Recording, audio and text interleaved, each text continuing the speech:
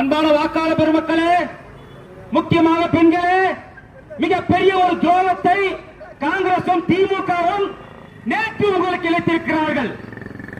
பெண்களை போற்ற வேண்டும் என்பதற்காக, பெண்களுக்கு முக்கியத்துவம் கொடுக்க வேண்டும் என்பதற்காக பாரத பிரதமர் நரேந்திர மோடி அவர்கள் 33% இடஒதுக்கீட்டை பாராளுமன்றத்தில் நேற்று மசோதாவை கொண்டு வந்தார்.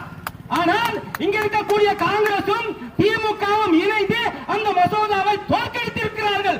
அவர்கள் பெண்கள், பாதுகாப்பான பெண்கள், முக்கியமாக அறிவு சார்ந்த பெண்கள் பாராளுமன்றம் போவதை தடுத்திருக்கிறார்கள்.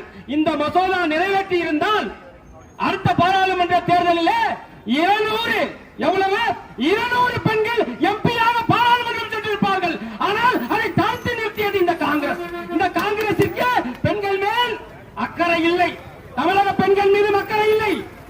இந்த 33% இடஒதுக்கீடு நிறைவேற்றப்பட்டிருந்தால் தமிழக சட்டசபையில் எத்தனை பெண்கள் சென்றிருப்பார்கள் தெரியுமா?